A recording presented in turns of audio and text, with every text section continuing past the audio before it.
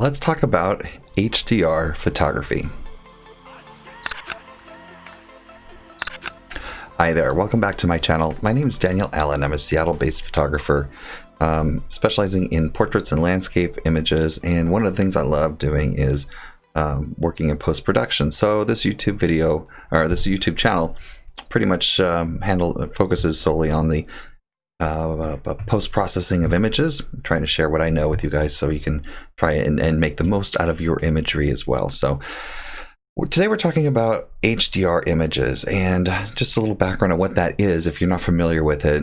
It stands for high dynamic range, and a dynamic range in photography refers to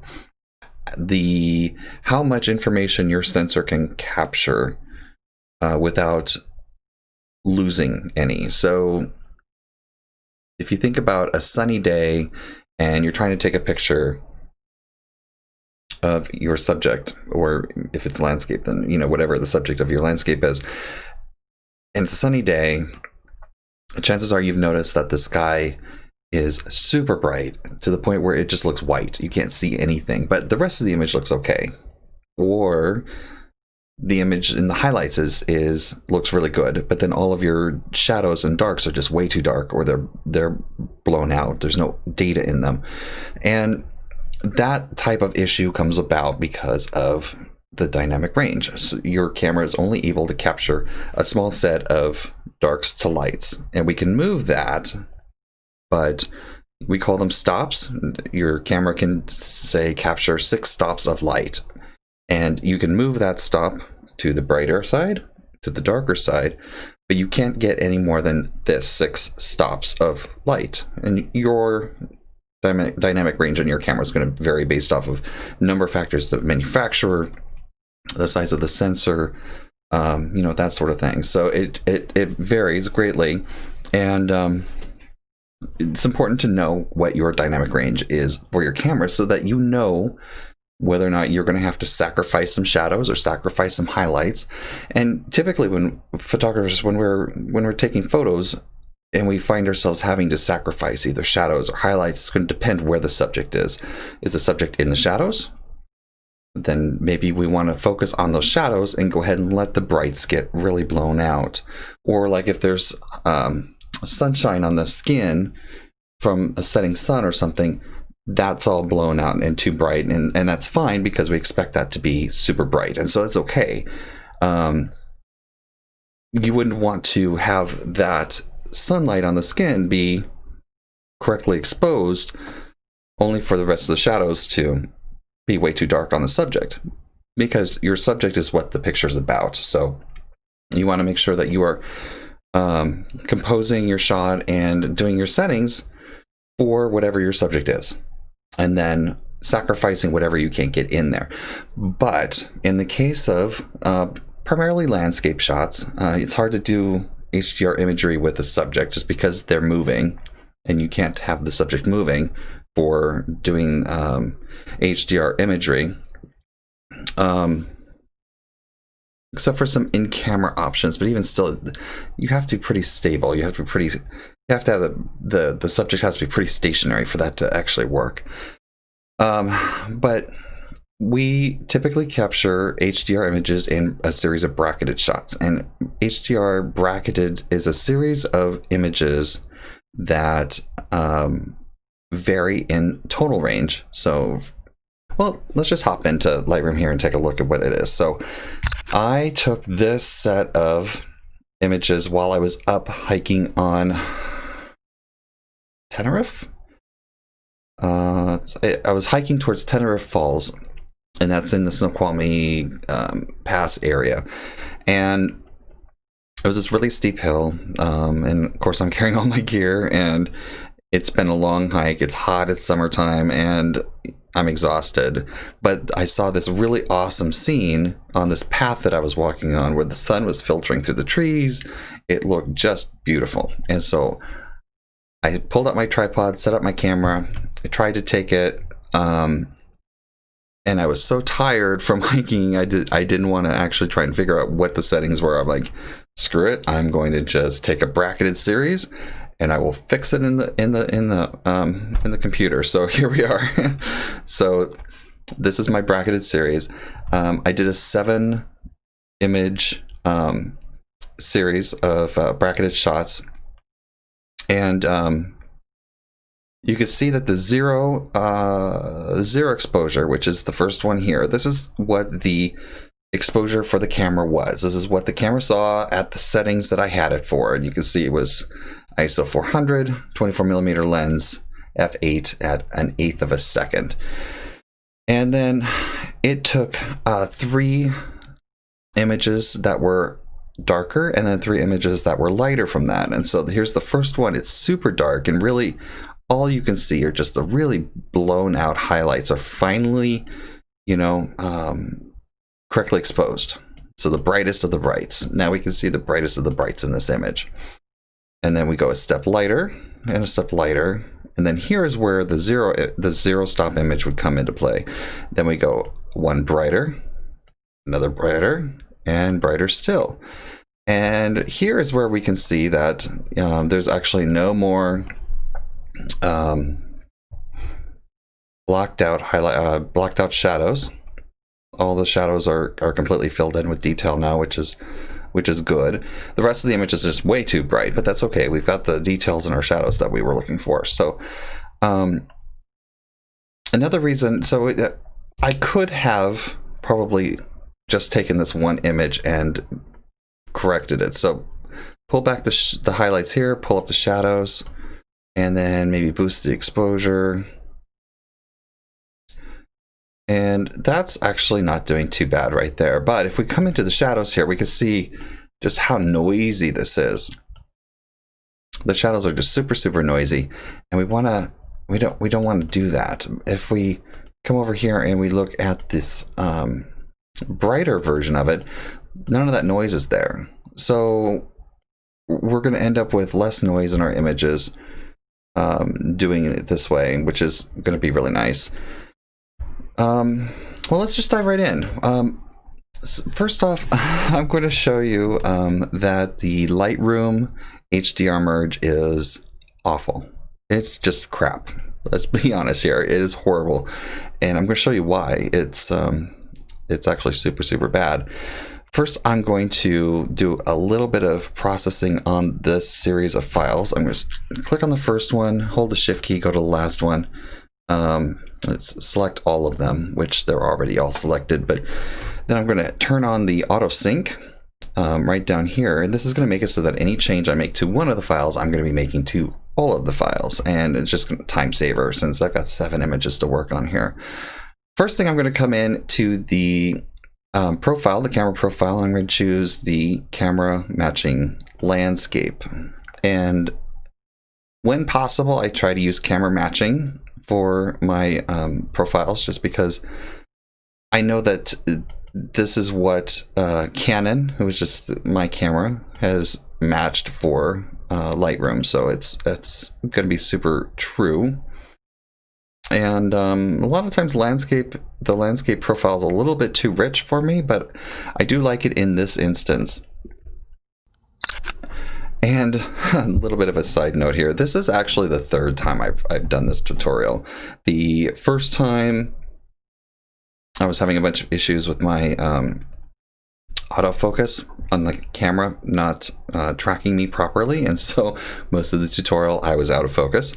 The second time, for whatever reason, no audio recorded. So here we are, number 3. Hopefully the 3rd time's a charm, and I actually get to upload this YouTube video finally and move on to the next one, because I'm tired of doing the same thing over and over and over again. It can be really frustrating. So yeah, if you are a YouTuber, you probably know my pain, and if not, cautionary tale. Make sure your audio is on. Anyways, so let's go back to this. I want to do chromatic aberration, because when we zoomed in here, I noticed that there was a lot of chromatic aberration going on in these images, and even that doesn't take care of all of it, but you can see that with it off, it's way worse. So this definitely is helpful. We can come in here and do a little bit of manual tweaking of these files to try and get it just right. But it does take quite a bit of time to do, and I'll probably cover that in a different video. So for the time being, I'm just going to leave it with the auto setting, just the check mark enabled here. And I think that's going to take care of the majority of the issue. The rest of it you won't really notice unless you zoom in super tight. Okay, so that's all I wanted to do with that. Just a really quick kind of quick little edit on that. And I'm going to go to Photo Merge HDR. Something I found out the hard way with these images, despite being on a tripod, there was a little bit of movement. So the images don't entirely line up, which is unfortunate. That means we're going to have to do some auto align.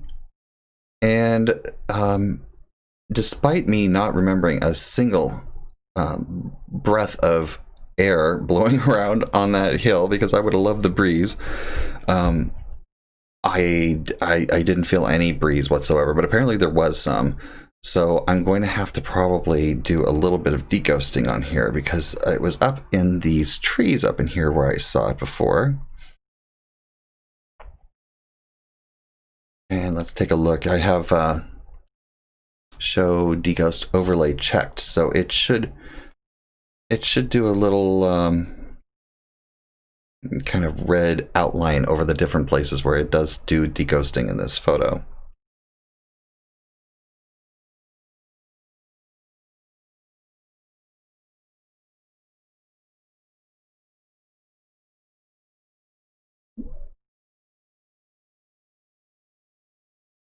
And I don't see anything, so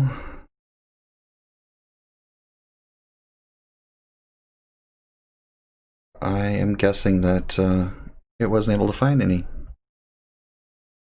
Okay. I'm going to say merge. And here it is creating the HDR.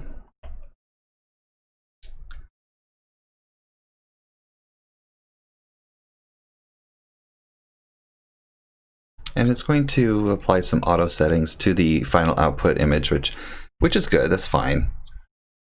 And we'll take a look at what it does. Historically, I have never been happy with. Well, I take that back. For quite some time, this was one of the main ways I did my HDR merging for my brackets, just because it was so convenient, and I was like, oh, great. You know, I'm using Lightroom all the time anyways. This is perfect. And, you know, at first glance, we're looking at it right here. This is the finished image. At first glance, it looks really good. But when you start zooming in, and let's do 1:1 so I can look around and find it. Oh yeah, it's everywhere. So I am not sure how easily this is to see for you guys on the YouTube video, but see right here, this kind of like water drop kind of look to it, where it's this weird halo-y, outline-y kind of thing. That's what you get, and you get a whole lot of it. One of the times I did it, it was here in these little brambles, these twigs area. It was just this outline-y mess. You know, same down in here. It's not very sharp, and then places where it is sharp, it's got like this weird kind of outline to it. And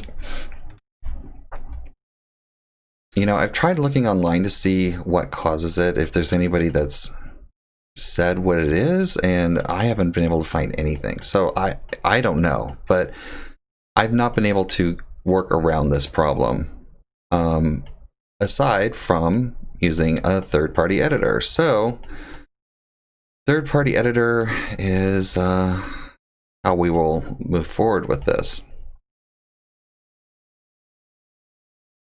Yeah, I mean,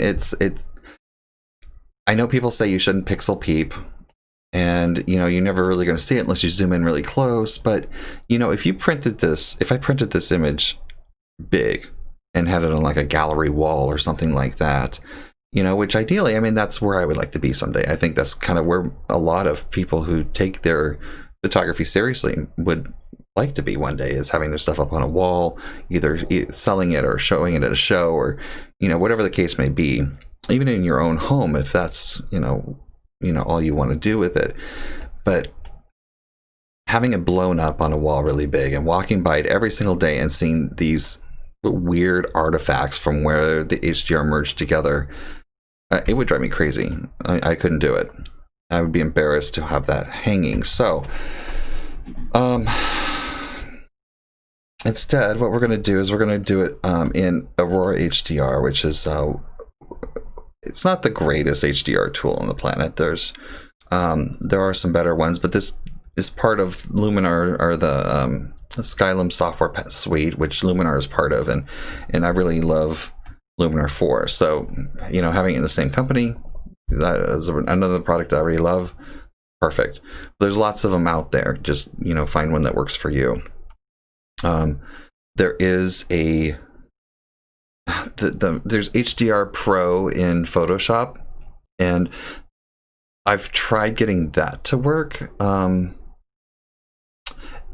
It's weird. The hoops you have to run through in order to get that to work properly. So because these images aren't 100% lined up and they need to be automatically aligned,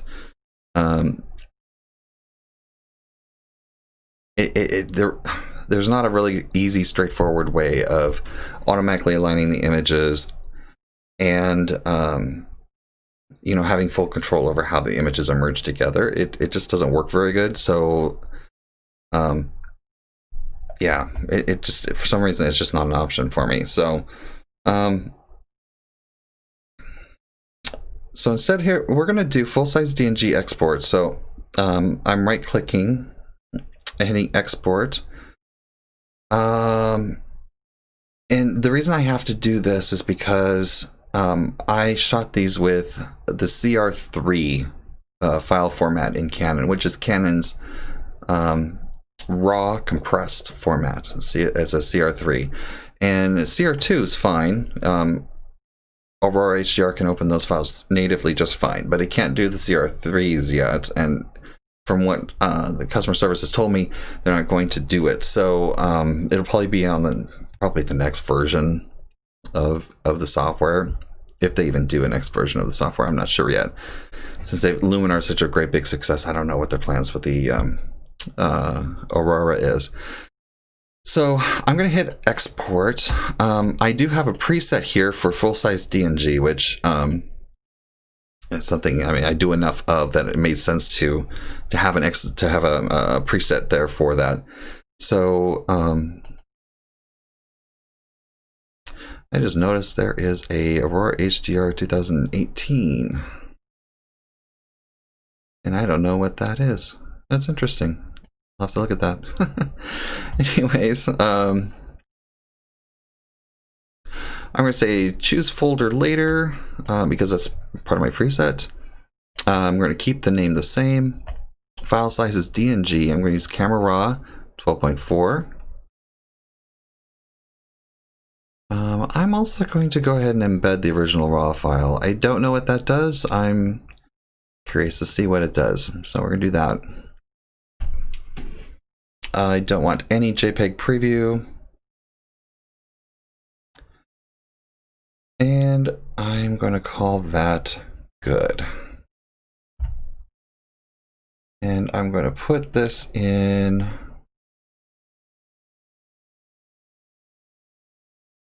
this DNG folder. So I've already got the DNGs in that folder. I'm just going to say overwrite, just because I want to make sure I'm using the ones that I have from this tutorial. And there we have it, it's exported. Okay, next thing we're going to do is open up the Aurora Hdr software. Open image. And Tenera Falls DNG. So here we go. Select all of these, and I'm going to hit open. Now, when you're doing HDR bracketed blending, some of the software will take the EXIF data for your exposure to try and guess what the exposure values are. So for example, right here, you can see that it's EV -4 for this one, EV -2.6 for this one, EV -1.3, and my 0 exposure is this one right here. And it's doing that by looking at the series of images, and it's evaluating the settings of what you took the image as, to figure out, you know, which goes where and what, how spaced out they are.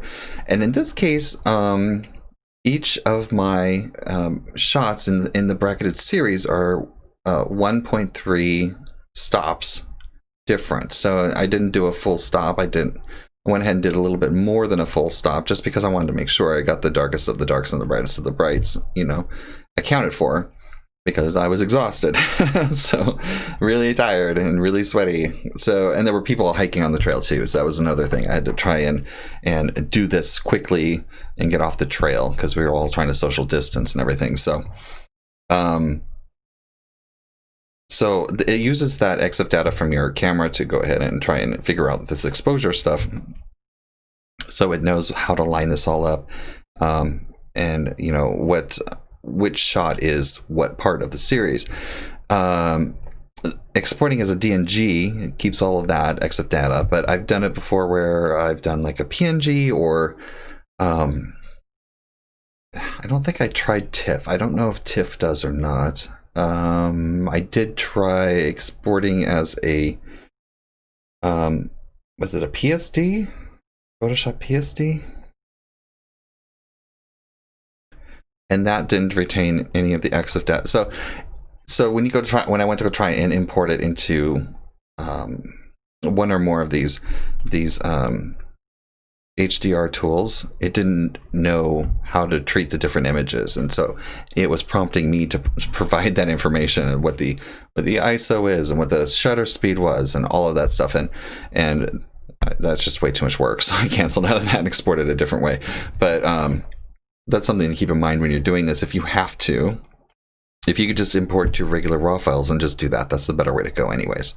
So I'm going to head to auto alignment, because I do know that there was some movement in there, or of the tripod. I'm also going to add ghost reduction to medium, and chromatic aberration reduction, even though I did that in Lightroom. I know from the other times I've tried making this video that has to be turned on, because it does add a little bit of additional chromatic aberration when I create this HDR here for whatever reason. I don't know why it looked okay in Lightroom and then all of a sudden it's not in here, but we're going to go ahead and hit this here. This is the settings that worked. Since I've done it 3 times before now, I can tell you exactly what it is we need to do. And here we go. So Aurora Hdr, as you can tell, is not necessarily a super realistic kind of way of blending images together. There's a lot of this is actually way crunchier than I remember it being. Wow, this actually turned out interesting. I don't know why it looks this way. So this is a lot more contrasty than I am used to it being. I'm going to try and remove some of this. My goal is to try and equalize out this exposure as much as possible. So I want to lift up the darks. I want to lift up the darks. I want to bring down the highlights. I want to try and really kind of equalize a lot of this, because as soon as we start losing details in areas that are blown out, we're done for. We can't get that back. So it's a good idea. Let's see, drop the highlights down, put that back for now, raise up those shadows.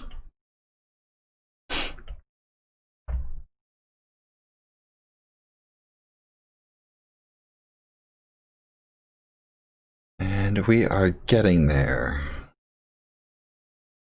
I have my highlight and shadow clipping indicators on, so that's what this red is. The red here, and then earlier you saw the blue. The blue is for the shadows. because we want to make sure that, like, if we're losing a bunch of stuff, we want to make sure that we're getting that, that we're seeing that.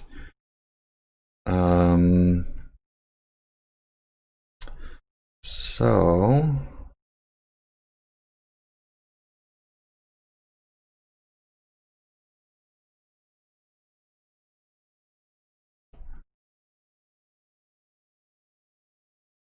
I'm going to go ahead and raise up those highlights. And here we go. That looks pretty darn good.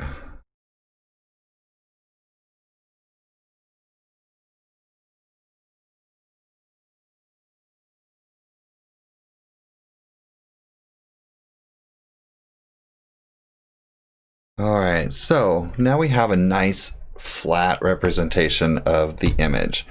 And if we zoom in here and take a look, we'll see that it's way better than what Lightroom had.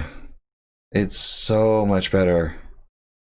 Like over here where there was those weird artifacting going on, none of that. There's none of it. It looks better. It's so much better.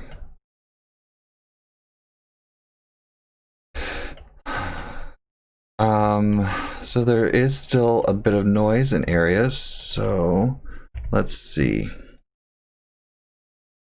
Let's find some of the noise. I want to be able to drag this out, remove some of this noise. Here, that's probably good.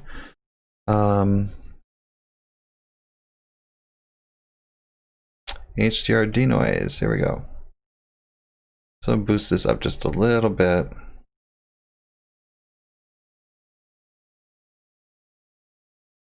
Turn that off and on. There we go.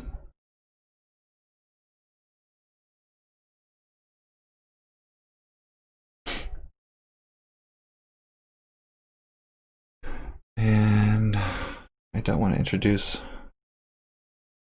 Yeah, I'm just going to leave that like that. I have better tools for handling sharpening and stuff like that. Let's call that good. So I'm going to export this. And I'm going to put it back in the same folder as the other stuff was, the tutorial here. So I'm going to leave it, I'm going to export it in Photoshop format. I'm not going to worry about doing any sharpening, and I'm going to use the ProPhoto RGB color space. That's just my preference. Typically I like to edit in ProPhoto, and then when I export, if I'm exporting for the web, I will export it as sRGB,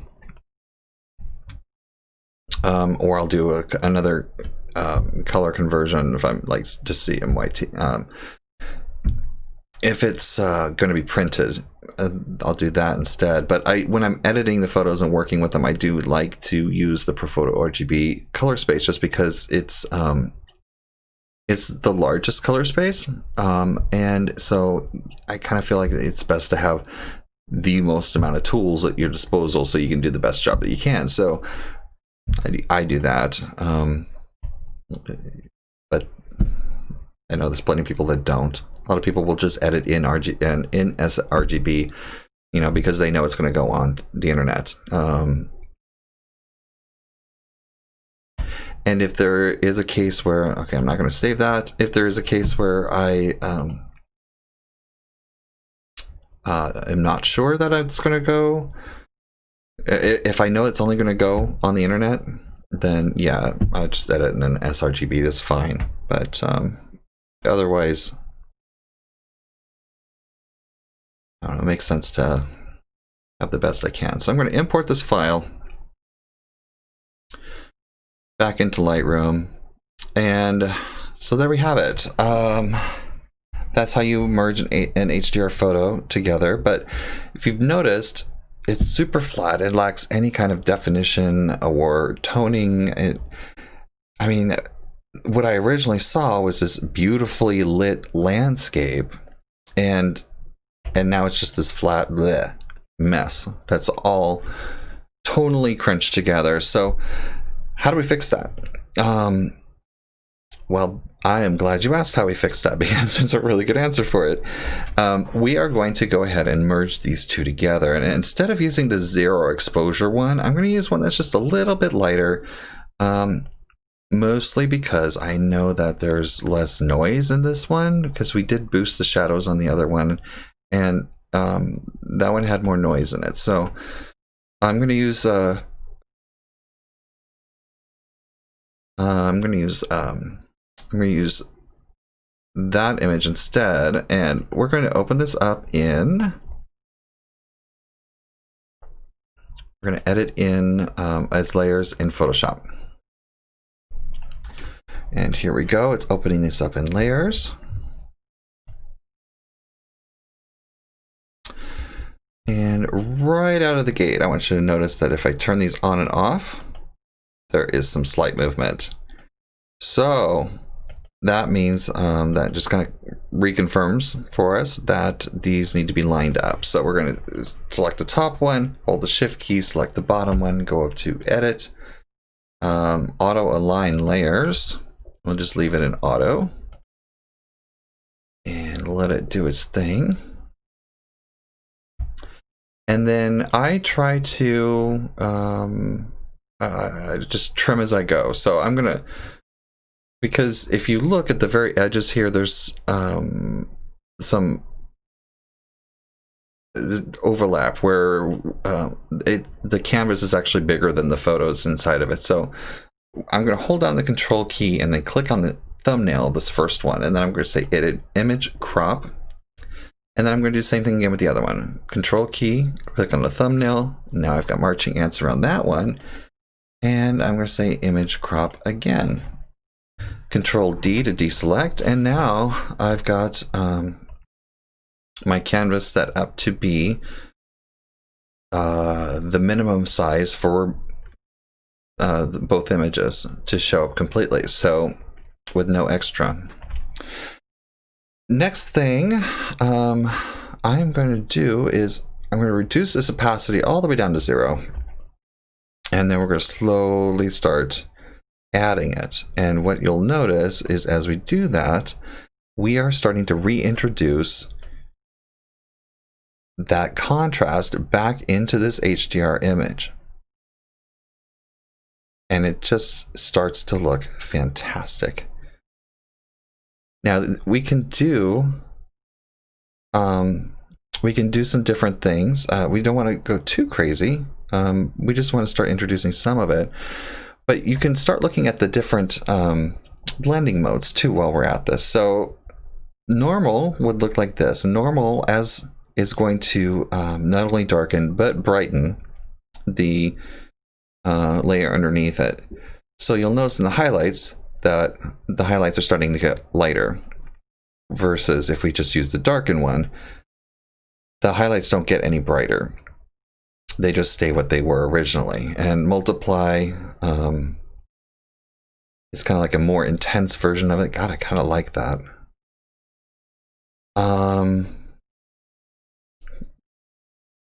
Color burn, no way. Linear burn, no. Although I have heard that linear burn, is it the fill? Yeah, it's fill, but it's too much. Yeah, linear burn is one of those blend modes where you don't do opacity, you do fill.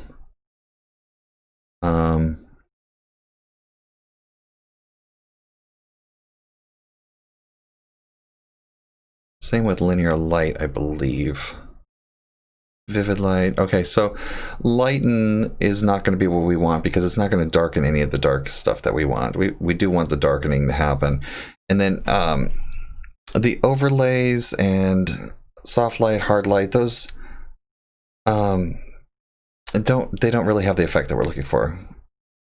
It just adds way too much saturation. There is luminosity too. So luminosity is going to say, hey, we want to adjust the light values, but not the colors. And that's kind of nice, actually.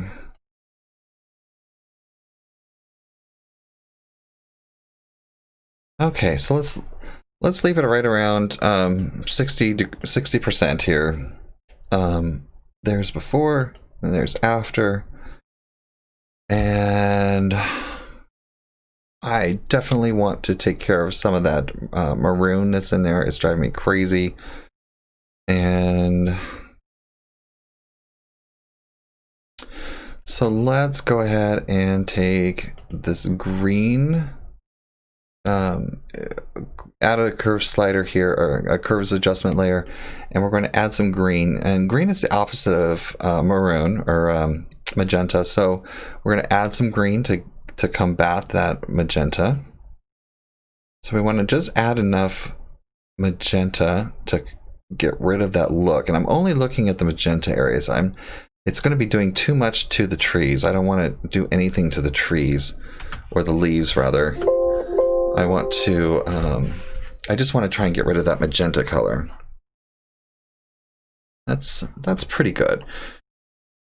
Add a little bit of cyan. Not a lot, just a little. There we go. And I'm going to add some yellow.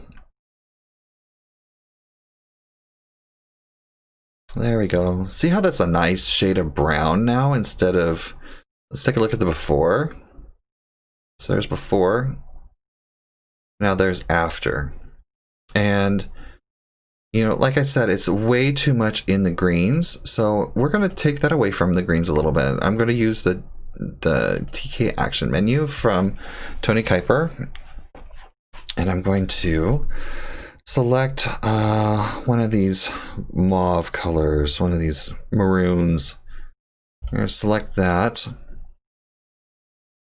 And I'm going to boost it up.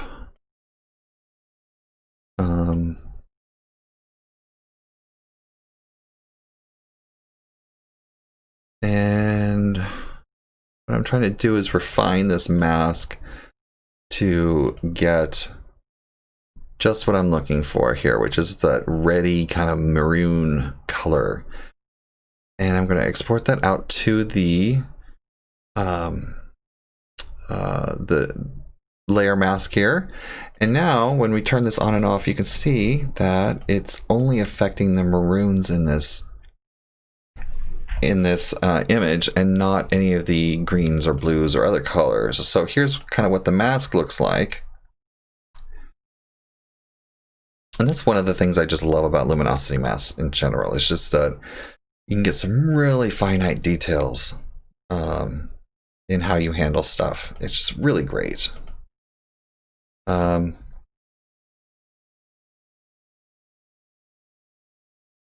Okay.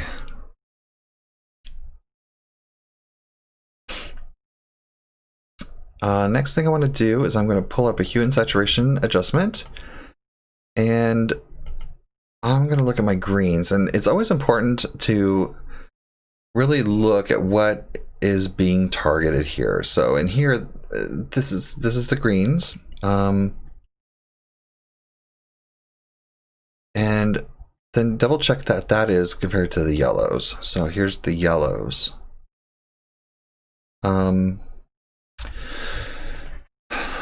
So for the greens, I'm going to actually kind of darken the greens a little bit. And a lot of times I prefer darkening instead of desaturating, just because I think it gives it a much more rich look. You get a lot of control over some fine contrast points when you use the lightness or luminance of a color versus just desaturating it. So now we're going to pop over to the yellow, and I'm going to lighten up the yellows, and see, we get some pop there. We get a little bit of bang because we're making the yellows brighter and the greens darker. So here's a take a look before and after. And of course, you know, a lot of it just depends on taste, but I find that this works really good for creating some nice realism in the photo. So next, I'm going to merge these all together into a smart object. So I selected top layer, hold the shift, click on the bottom layer, right click, convert to smart object. And the reason I'm doing smart object, I don't know if anybody remembers back in the old days, but when we were doing Photoshop, we would have to do stamp visible all the time. So we would make some adjustments, stamp visible, do some more adjustments, stamp visible, because there was no way really to do like, you know, dodging and burning on, you know, there kind of was. Sharpening is a good example. So you couldn't like make a bunch of changes and do some pixel based stuff on an image on a different layer and then sharpen the whole thing. You had to stamp visible first, and that's fine, but it was kind of destructive in a way, because if you had to go back underneath your stamped visible layer and make some changes, you basically had to throw away everything from there on up. And so doing the smart objects is a way to kind of consolidate all of those into a single layer. And now I've got this one single layer here. I'm going to say this is my HDR overlay,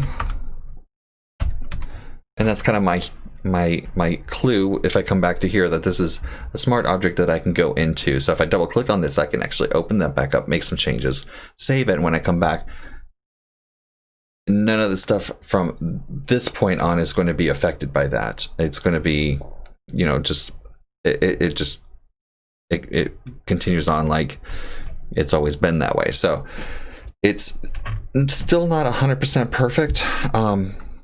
Any pixel based changes that I do outside of this smart object in like this area here, for example, if I were to do like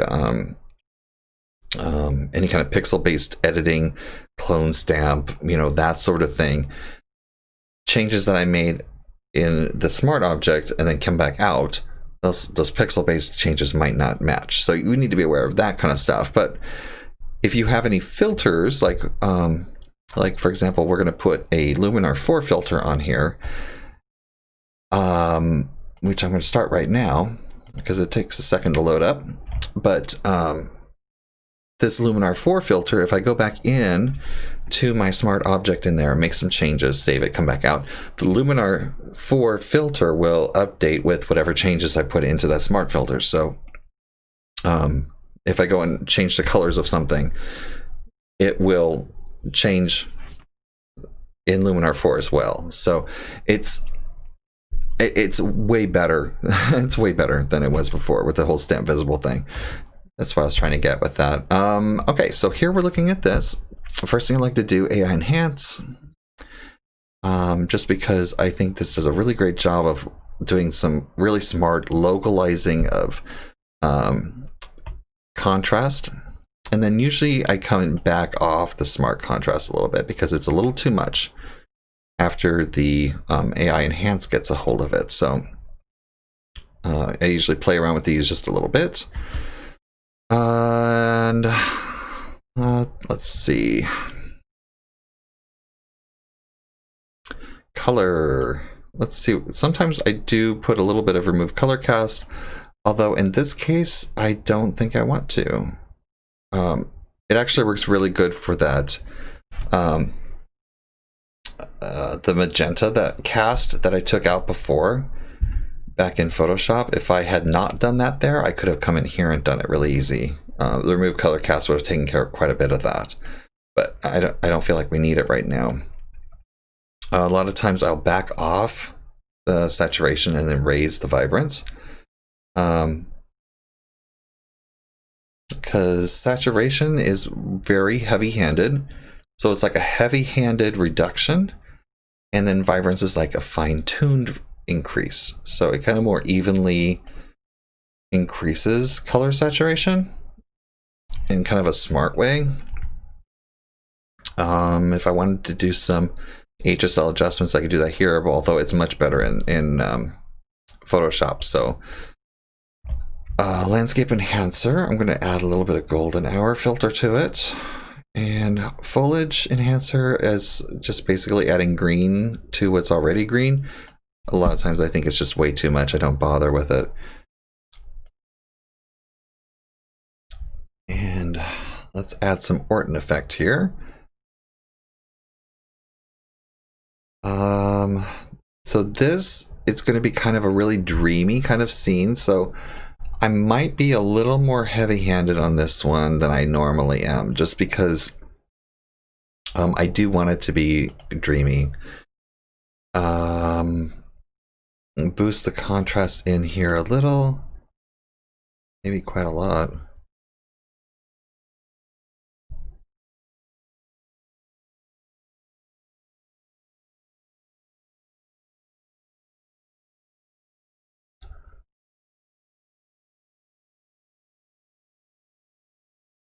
And maybe pull back the saturation just a little bit. I mean, I do like the saturation, but it's a little too much. All right, we'll call that good. And last, let's come into here. I'm going to put a little bit of a glow on it. And glow is one of those things where it's either 0 or you have 1 and it's like brightening everything. Sometimes it's just way too much. But I mean, it can get really bright and really kind of glossy. It has that like kind of Vaseline look. Like daytime soaps or Judge Judy. Judge Judy put Vaseline on her lens, you can tell. But I think I'm just going to light 1. Do a 1 there, and then I'm going to put some sun ray. And definitely want to turn up the amount so I can place the sun properly, and watch what happens as I move it. This is one of the things I just love about Luminar, is that as you move it, it will place the sun behind these leaves and adjust the rays of sunlight so that it looks like it's filtering through the leaves. It's just amazing. All right, again, this is way too much, but I want to make sure that I am getting the overall look properly. So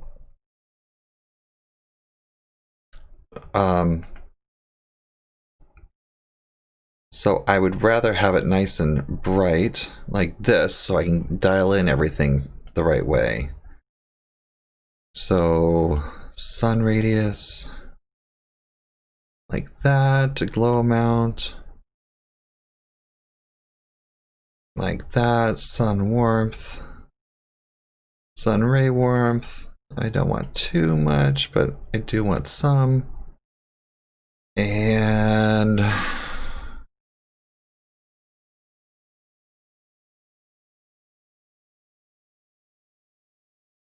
there.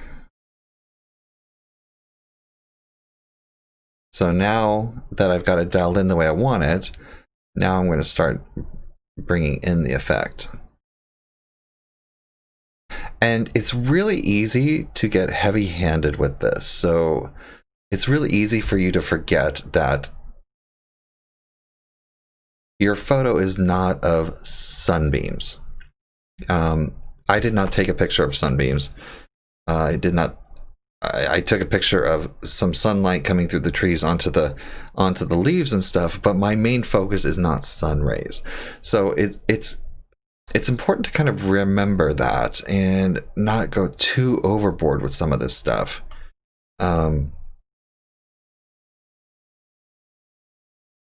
Like a little dabble, do you? You know. So play around with some of the settings here, and that looks actually pretty good.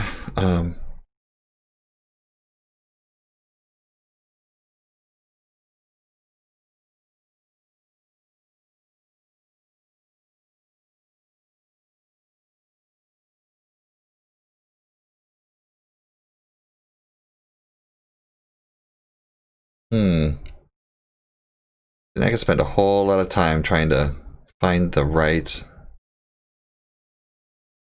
look.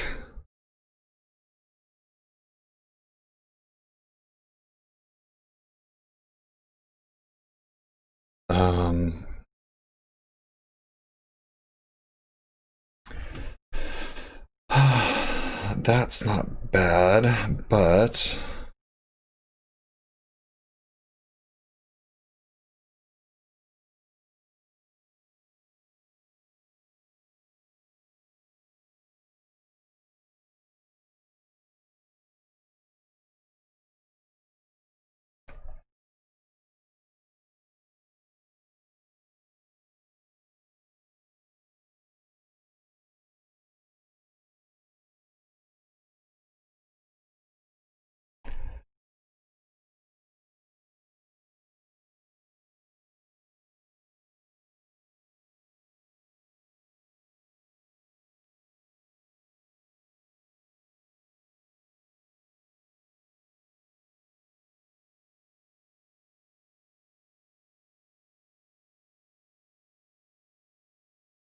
see, and I want to make sure that wherever the sun is, it's only shining down. I don't want it to shine up.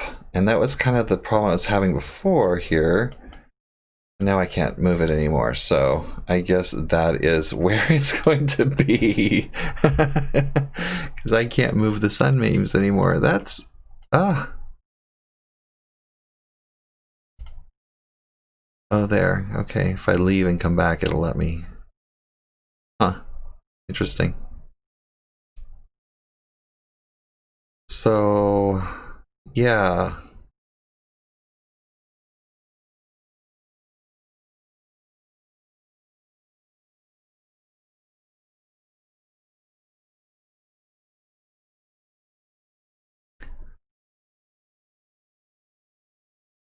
So if we have it down like this, then we got the sun going up. I don't know, that doesn't look right to me. So I personally want it right there, at least for this image. And we're going to call that good, because I need to I could play with this all night.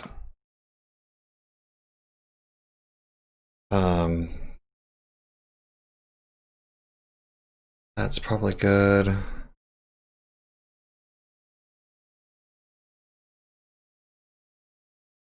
And we're going to call that done. I hit apply.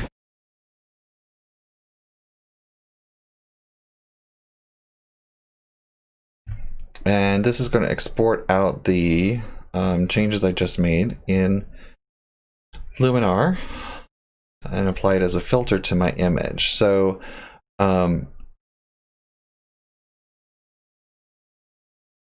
so here's without and here's with. It's, you know, it's really heavy-handed. But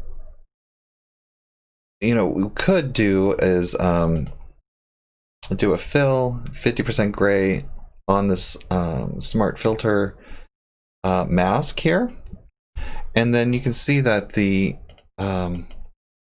so there's at 100%, there's 50%, and then there was 0. So I mean, you can adjust it if you don't want the whole thing.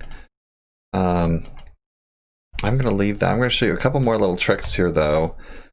I'm gonna add a curves adjustment layer, and I'm going to brighten it and be a little heavy-handed here. I'm not going to keep it like this. And then in the blue, I'm going to drop down some yellow into it, and I'm going to raise up some red. And look at that vibrant kind of orangey, glowy color that we've got going on here. And then we'll invert the mask, and first thing I want to do is make sure that white is my foreground color, and I'm going to paint on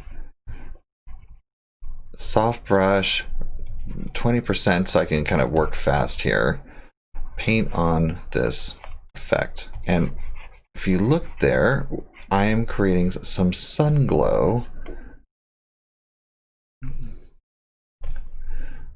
Some sun glow here on these different areas of the feature that I want to focus on. So here's a nice patch of sunlight hitting here, and kind of lighten up this path just a little bit so it's more lit.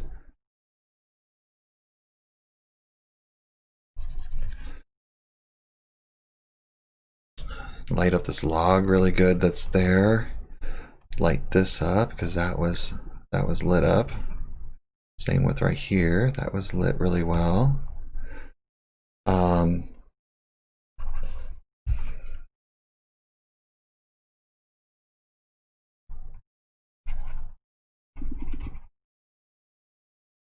Okay. Next, I'm going to select my greens. So I'm going to use Luminar or the TK Actions menu. I'm going to select one of my green colors. Let's just pick a middle of the road green here, one of these nice little greens. And I'm going to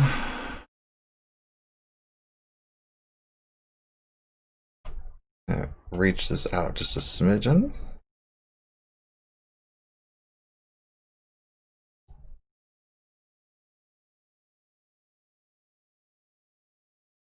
Probably want to focus a little bit more on these orangey greens than the yellowy greens.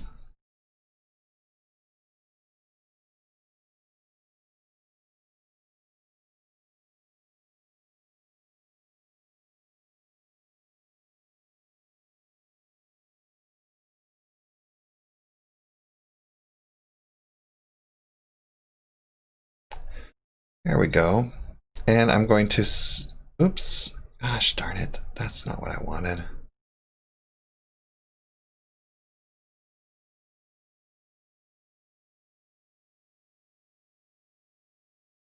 That's what I wanted. All right, so now I have a selection going.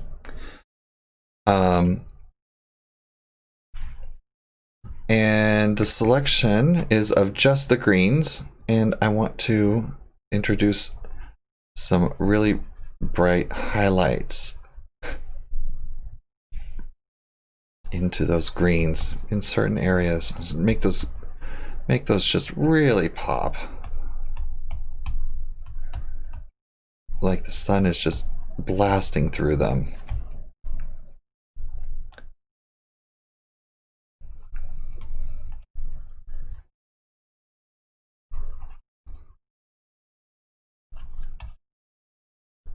Over here. Up in here in the trees. Perfect. So there's before and there's after, the light shining through. And there we have it. So what did you think? Is this a technique that you think you would like to use in the future, or have you used something similar? Do you have a better way of doing HDR images? How do you keep the overall feeling of your HDR images when you have the tones compressed? Are you able to keep that kind of range going, that dynamicness, where you still have some shadows and some light highlights and some depth in there? Do you have a way of doing that that's different from this? Let me know down in the description below. And let me know if there's some other things you'd like to see me work on, or have any questions that you want answered for your photography. I'd love to help you out with that. So if you've liked this video, give me a thumbs up. And if you want to see more content from me that's like this, please subscribe and ring the notification bell so that you get notified when I upload new content. So it was great having you with me today, and I look forward to your next visit. Thanks. Have a good day. Bye.